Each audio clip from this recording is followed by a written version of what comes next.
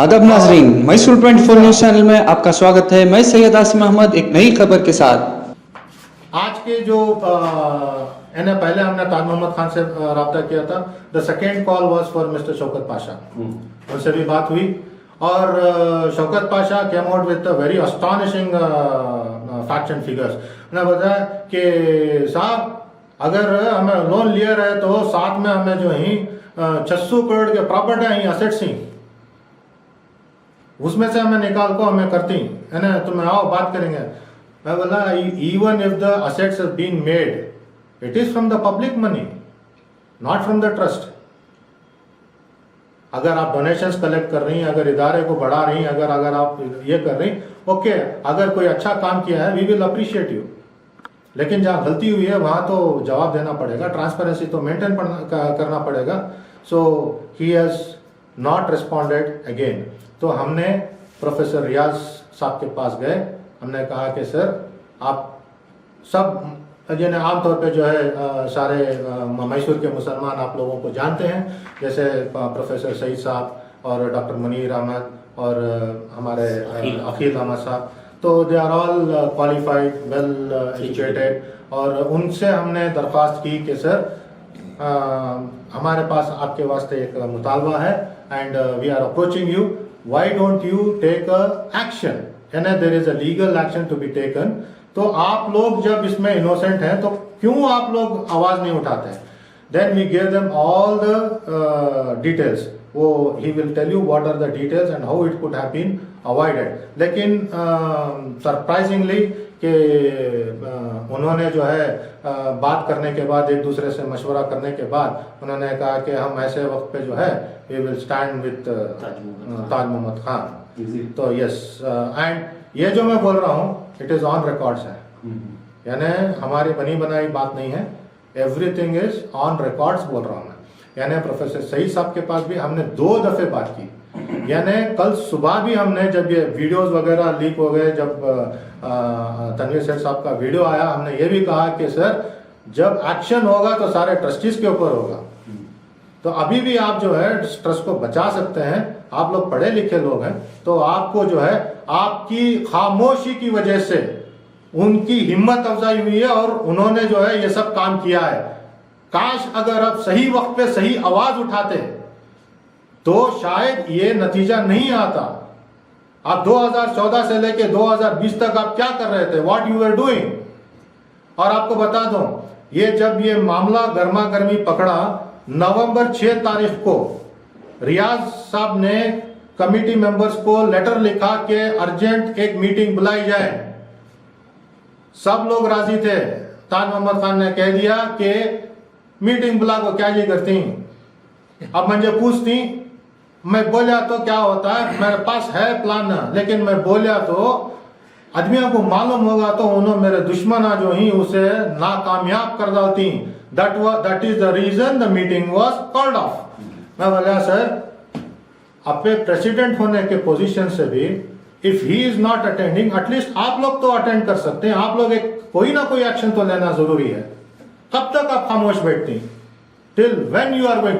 मैं यहां तक उनके फर्जन साहब जो है नबील अहमद साहब, उन्होंने फोन किया था, ही हैड कॉल्ड मी, कहा था कि हामिद भाई दूसरे प्रॉब्लम्स बहुत ही, दूसरे वो आप क्यों नहीं उसके। मैं बोला भाई पहले घर को चिराग बाद में।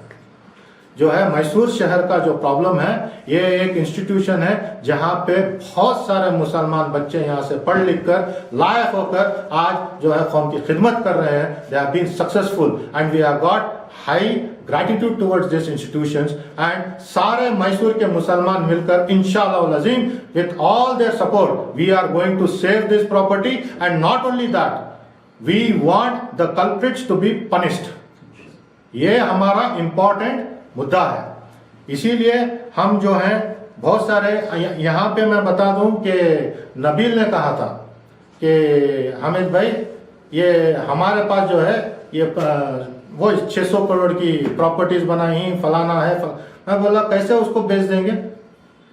अगर हमने जो है we have spoken to the old bankers, जो रिटायर्ड बैंकर्स रहते हैं, जो एक्सपीरियंस्ड हैं, उनसे हमने बात की तो उन्होंने कहा कि एज पर दी सुप्रीम कोर्ट डायरेक्शंस अगर आप सेटलमेंट में आर्बिट्रेशन में अगर आप जाते हैं बैंक के साथ, तो they can not charge you double the amount of interest more than double the principal amount. यानी अगर 9 करोड़ रुपया है तो 18 करोड़ से ज्यादा वो ले नहीं सकते।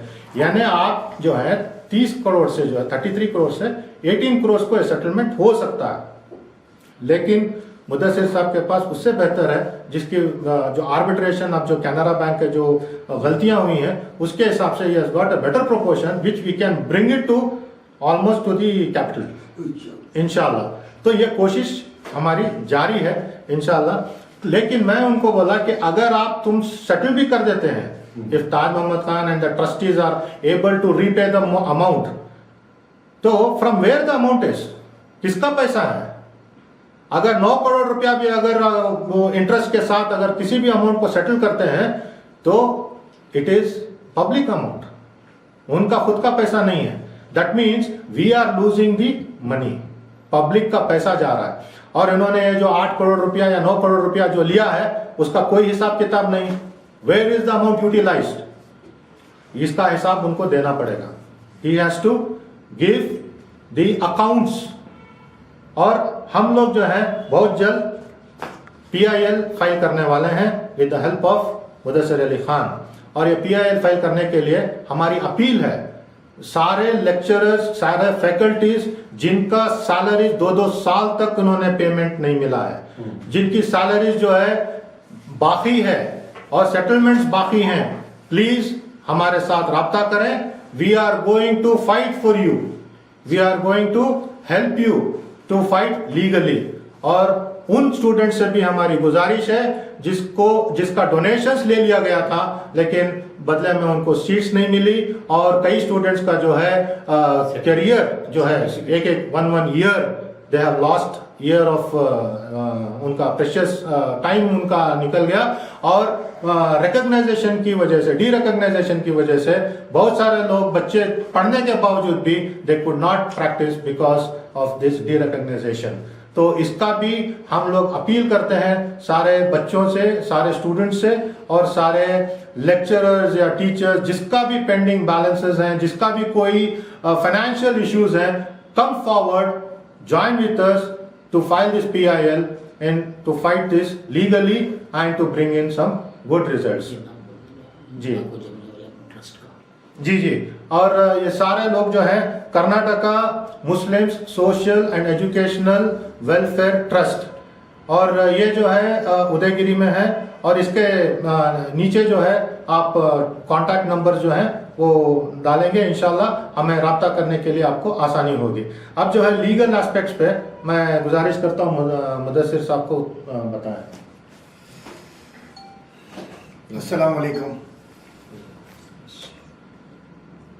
असल जो है ये Karnataka Muslims social educational welfare trust, ये रिफाहुल मुस्लिमीन एजुकेशनल ट्रस्ट के प्रॉब्लम को लेकर ये उभरिया नहीं, इसके बारे में बहुत एक अरसे से जो है मैसूर के अंदर, मैसूर के जो खुसूसन हमारे मुसलमानों के प्रॉपर्टीज़ को लेकर बहुत सारे इश्यूज हमारे सामने आए।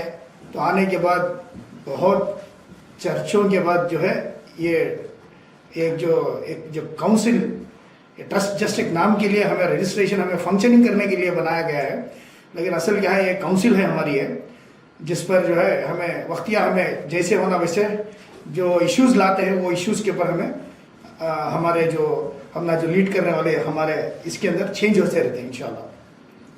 देखो, ये रिफाहुल मुस्लिमीन एजुकेशनल ट्रस्ट का जो ये प्रॉब्लम है, तफसील से हमारे हमीद हसन साहब जो बताए हैं, उसके अंदर हमें एक तरफा शुरू से भी देख लेकर आ रहे हैं।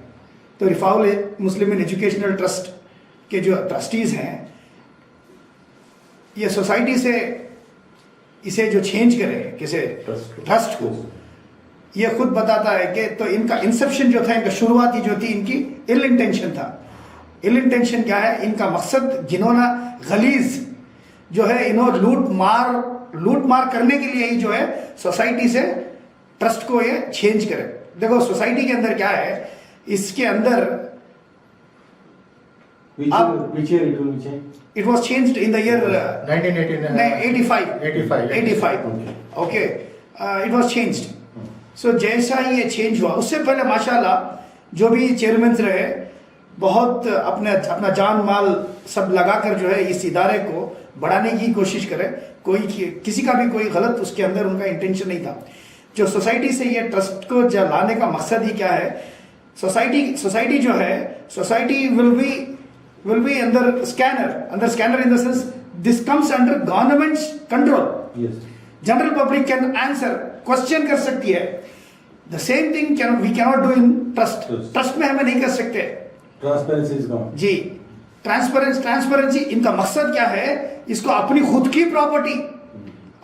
की प्रॉपर्टी समझकर जो चलाते हैं, तो तभी ये क्या है ट्रस्ट जो बाहर से कोई एक आरटीआई का एप्लीकेशन भी एंटरटेन नहीं करते। तो इस हिसाब से, तो ये हिसाब से जो है वहां तभी जिनका इंटेंशन जो है गलत था इनका, तो आने के बाद जो है जैसा उनका इंटेंशन गलत था उसी हिसाब से ये इंस्टीट्यूशन को बढ़ाने के मकसद से हमने क्या दिख रहा है, सिर्फ एक बैंक कैनरा बैंक का जो एक लोन जो लेने के हमें सिर्फ ये दिख रहा है। इसके अलावा इसी institution reform Muslim educational trust, जैसे हमारे हमीद हसन साहब बताए, IDB Islamic development bank, Maulana Azad, ऐसे कई इदारों से, डिपार्टमेंट से क्या है बहुत सारा लोन, बहुत सारा डोनेशंस विदाउट अनअकाउंटेबल यहाँ पर आया हुआ है, जिसका कोई हमारे पास ये नहीं है, क्या अकाउंटेबिलिटी नहीं है। तो यहाँ से इनका जो घिनौना मकसद था, ये करने को आते गए। जब ये इनके ट्रस्टी से एक जीपीए लेकर यूनिलैटरल डिसीजन मेकर हो गए, अकेले क्या अभी डिसीजन खुद लेने वाले, ऐसा मिस्टर ताज मोहम्मद खान साहब जो हैं ये इंस्टीट्यूशन को डेवलप करने के नीयत से जो है जाको सबसे पहले जो कैनरा बैंक को अप्रोच करे, ये जो Canara bank hand in glow मैं बोल सकता हूं, दिस इज ए स्कैम, ये एक स्कैम है ये। और ये कैनरा बैंक का जो मैनेजर सिर्फ इज नॉट डिस्क्रिशनर। कैनरा अगर ये 8 करोड़ का लोन अगर सैंक्शन हो रहा है किसी भी इंस्टीट्यूशन को, किसी भी एक इंडस्ट्री को, तो उसका जो अमाउंट होता है उसकी जो है लिमिट जो यहां से लेकर जो कर्नाटका डिवीजन हेड तक अभी जो है इसके अंदर इन्वॉल्व है। तभी जाको क्या है 8 करोड़ लगभग 9 करोड़ रुपीस का जो है ये लोन सैंक्शन हुआ। जब लोन लेने के बाद जब लोन ले लिए तो ये किस्तों में आया था लोन भी, तो तब से क्या है इनको बाकायदा रेवेन्यू भी वैसी ही रही, जैसा कि हमारे हमीद हसन साहब बताए।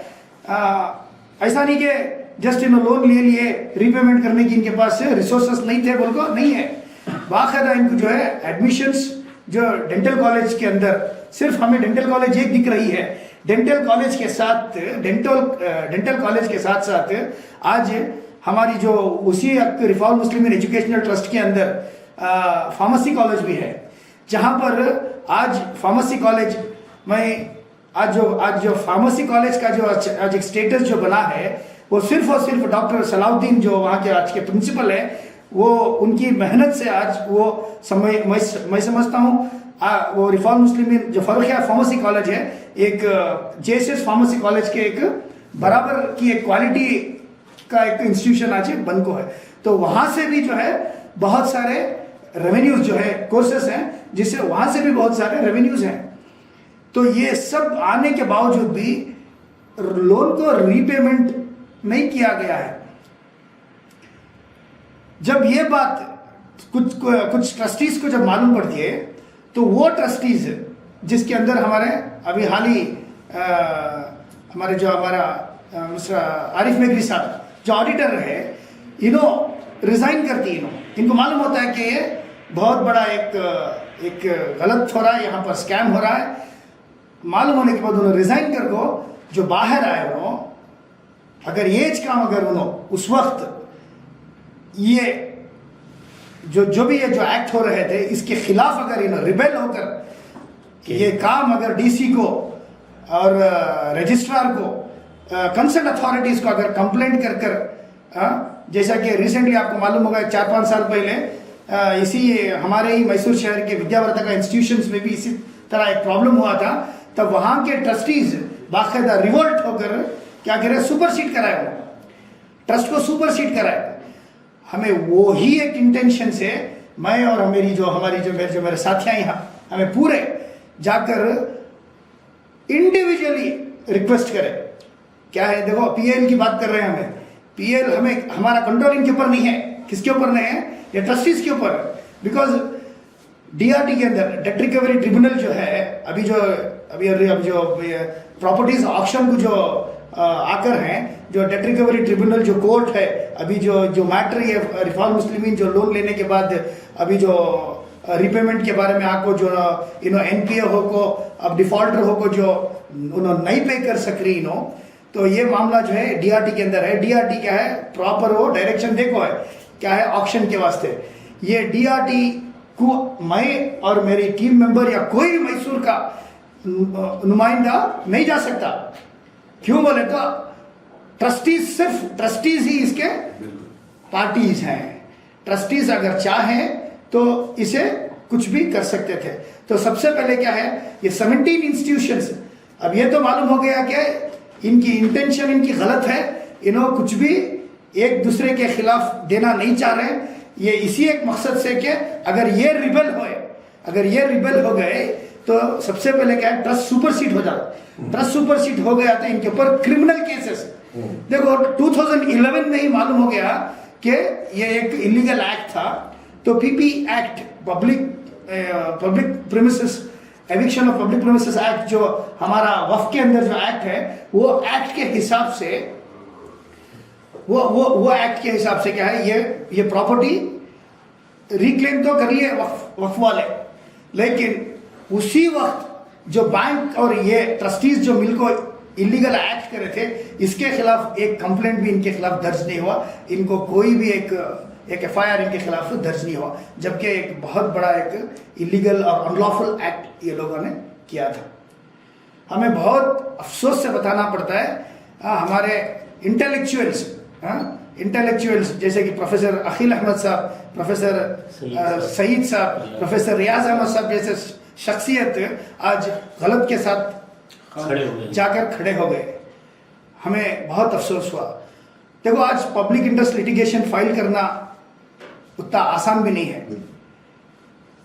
रिक्वेस्ट जाकर ये जो भी हमें कर रही है आज अनफॉर्चुनेट, और सिर्फ हमारा मकसद यहाँ को एंड नहीं होता। इंशाअल्लाह इसके बाद मुस्लिम हॉस्टल के अंदर, मुस्लिम हॉस्टल के अंदर मैं समझता हूँ लगभग एक 15 से 20 करोड़ रुपए इंटरेस्ट के फॉर्म में जो वहां का जो पैसा है, इसका जो रेवेन्यू जो आपको है, वो it was lying there. Ultimate जो डेफिनेशन ऑफ वक्फ है, ये लोग खत्म कर डाले। हम ना बोल रही वक्फ की प्रॉपर्टी क्या फायदा हो गया। हमना आज तक मैसूर के एक गरीब, एक डिजर्विंग, एक पुअर स्टूडेंट को वक्फ से क्या फायदा हो गया है। हाँ, प्रॉपर्टीज डेवलप कर रेंट्स ले रहे, सब कर रहे, इवेंचुअली उसका फायदा तो कुछ हो ना। आपके दादा परदादा, मेरे दादा परदादा वक्फकर को जानने का मकसद क्या करते हो, कम्युनिटी का एम्पावरमेंट, कम्युनिटी का अपलिफ्टमेंट। आज उसी हालत में हमें तड़प रही। देखो वहां पर शेख अली साहब हैं, जिम्मेदार है, वहां का कोई भी कुछ भी मसला नहीं हो रहा है। उसके साथ साथ और भी बहुत सारे इंस्टीट्यूशंस हैं, इंशाल्लाह उसके बारे में भी हमें फ्यूचर में हमें ये करती है। तो अब यहाँ पर जो है रिफाउल मुस्लिम एजुकेशनल ट्रस्ट का जो अभी जो मसला है, ये बहुत गंभीर मसला है। ये अगर हमें इसे प्रॉपरली मोबिलाइज होकर लीगल फाइट, क्यों बोले तो ये ट्रस्टीज कोऑपरेट नहीं कर रहे हैं, इन्होंने नहीं चाह रही कि ये करना। तो इसके ये जो इसके बिल्डिंग कोसी है, जो फारूकिया डेंटल कॉलेज के बिल्डिंग के साथ साथ अभी 17 इंस्टीट्यूशंस हैं।